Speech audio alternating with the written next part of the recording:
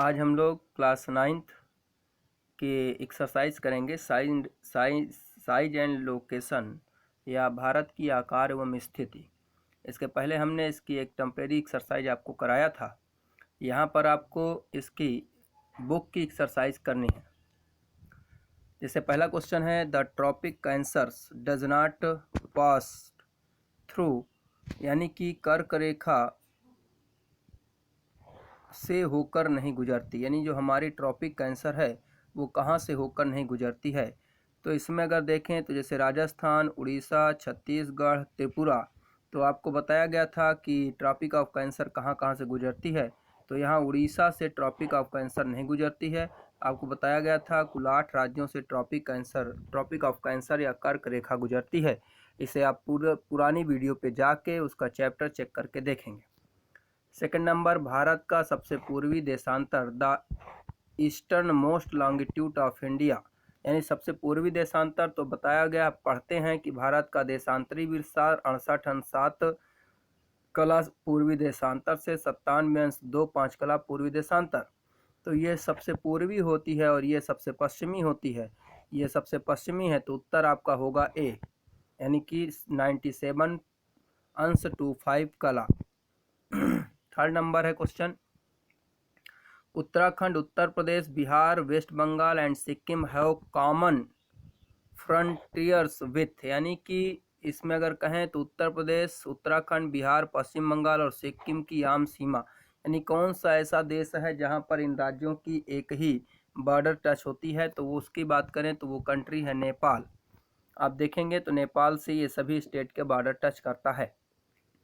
चौथा question, if you intend to visit Kavarati during your summer vacation, which one of the following union territories of India you will be going? यदि हम अपनी गर्मियों की छुट्टी के दौरान कावरती जाना चाहते हैं तो हमें किस केंद्र शासित प्रदेश जाना होगा। सीधी सी बात है, आपको सभी राज्य और राजधानियां याद रखना है, कैपिटल्स याद रखने हैं। तो जो टेरिटरीज हैं उनमें से लक्षद्वीप है जिसकी राजधानी कावारती है या जिसकी कैपिटल कावारती है। तो इसका आंसर होगा, हमें लक्षद्वीप जाना पड़ेगा। नेक्स्ट देखते हैं, पांचवा ऑब्जेक्टिव क्वेश्चन है, my friend hills from a country which does not share land boundary with India, identify the country, यानी मेरा मित्र ऐसे देश से है जो भारत के साथ भूमि सीमा साझा नहीं करता, देश को पहचानना है। तो भूटान, तजाकिस्तान, बांग्लादेश, नेपाल। तो आप लोगों को पता है कि भूटान भी टच करता है, बांग्लादेश भी टच करता है, नेपाल भी टच करता है, तजाकिस्तान नहीं टच करता है, क्योंकि तजाकिस्तान जो है वो कहाँ पर आता है। तजाकिस्तान की बात करेंगे तो तजाकिस्तान जो है वह तजाकिस्तान अफगानिस्तान के ऊपर आता है। नेक्स्ट है, answer the following question briefly, यानी शॉर्ट में आंसर देने हैं। पहला क्वेश्चन है, name of the group of island lying in the Arabian सी, यानी कौन सा ऐसा आइसलैंड है जो अरेबियन सी में स्थित है। तो सीधी सी बात है, अरब सागर में कौन सा है, लक्षद्वीप समूह है। तो लक्षद्वीप ग्रुप्स है जो अरेबियन सी में स्थित है। नेक्स्ट देखते हैं,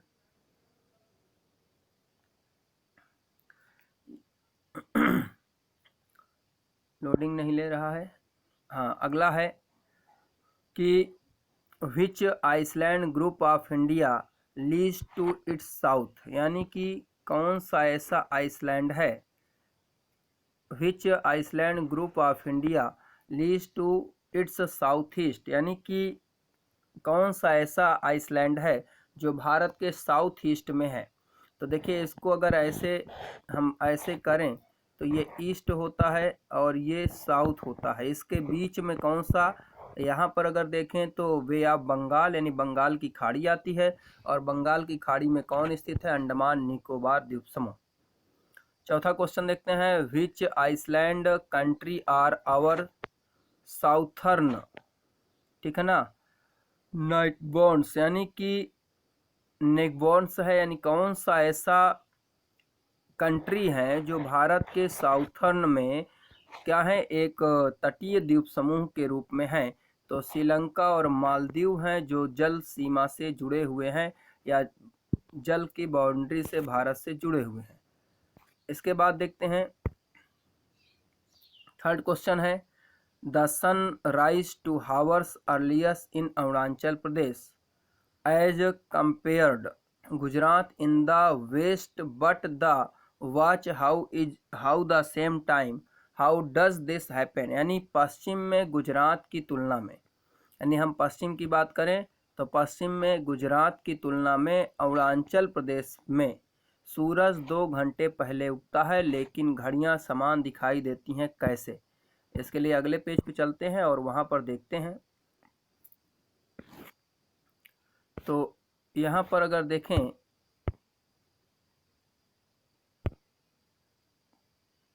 तो पीछे चलते हैं एक पेज में, वहाँ पर आपको दिखाते हैं एक्सरसाइज के बारे में कि ये कैसे होता है। तो इसके लिए यहाँ पर देखेंगे कि आपको जैसे ऐसे समझना है कि जैसे हमने आपको बताया था कि भारत का जो देशांतरी विस्तार है वो कितना है, यहाँ 68 अंश 7 कला से, ठीक है ना, यहाँ कितना है 97 अंश 25 कला, यानी यहाँ पर गुजरात है और यहाँ पर क्या है अरुणाचल प्रदेश है। कहे क्या रहा है कि अरुणाचल प्रदेश से गुजरात के समय में 2 घंटे का अंतर है, या सूरज वहाँ 2 घंटे पहले यहाँ 2 घंटे बाद उगता है। तो पृथ्वी पश्चिम से पूर्व को घूमती है तो सूरज सबसे पहले कहाँ अरुणाचल प्रदेश में आएगा, उसके बाद गुजरात में निकलेगा। तो आपको ऐसे समझना है कि पृथ्वी को एक लॉन्गिट्यूड घूमने में 4 मिनट का समय लगता है, तो 97 से 68 आने में कितना समय लगेगा? तो 97 से 68 घटा दें तो लगभग 29 आएगा, और कुछ पॉइंट छूटे हैं क्योंकि इसका 7 छूटा है, इसका 25 छूटा है, तो ये 29 गुणे 4 कर दें तो बराबर 116 मिनट आएगा, यानी कि लगभग 2 घंटे के बराबर हो गया। लेकिन समय एक क्यों रहेगा? क्योंकि ये जो जो हमने मानक रेखा स्टैंडर्ड लाइन बनाई है 82.5 पर, इस स्टैंडर्ड लाइन से हम समय लेंगे, तो स्टैंडर्ड लाइन से 1 घंटे पहले इधर सूर्य निकलेगा और इधर 1 घंटे बाद निकलेगा। लेकिन भारत का टाइम तो पूरे के लिए एक ही है ना स्टैंडर्ड लाइन से, इसलिए समय एक रहेगा। लेकिन अरुणाचल प्रदेश में गुजरात से 2 घंटे पहले सूर्य निकलेगा। समझ आ गया? अब चौथा क्वेश्चन है जो मेन है, the central location of India at the head of Indian ocean is considered of great signification why. यानी हिंद महासागर के केंद्रीय स्थान या भारत के केंद्रीय स्थित में होने का क्या महत्व है? यानी हिंद महासागर के शीर्ष पर भारत का जो केंद्रीय स्थान है उसका क्या महत्व है? पहला देखेंगे, 5 महत्व बताएंगे। फर्स्ट नंबर, दक्षिण का पठार हिंद महासागर में शीर्षवत फैला है। आपको पता है कि भारत के शीर्ष में इंडियन ओशियन है। इस प्रकार भारत को पश्चिमी तट से पश्चिम एशिया, अफ्रीका, यूरोप के साथ पूर्वी तट से पूर्वी अफ्रीका और एशिया को जोड़ता है। इसके लिए भी देखते हैं कैसे।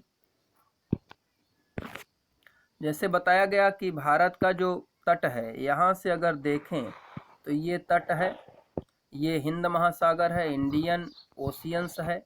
यहाँ से भारत सीधे पूर्वी जो पश्चिमी एशिया है, यहाँ से यूरोप तक, यहाँ से अफ्रीका तक, यहाँ से ऑस्ट्रेलिया तक, पूर्वी तट से कहें तो पूर्वी एशिया तक और दक्षिण पूर्वी एशियाई तक यह अपना संबंध स्थापित करता है, या इतने दूर तक यह सीधे व्यापारिक संबंध स्थापित करता है।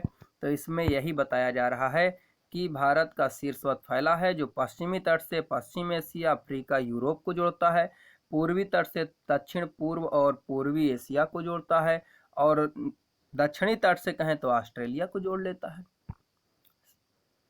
इसके बाद इसके पहले देखेंगे इसको आप समझ लीजिए, that the Deccan peninsula produce into the Indian Ocean, thus helping India establish close contact with West India, Africa and Europe from the western coast and southern east and South Asia of the eastern coast।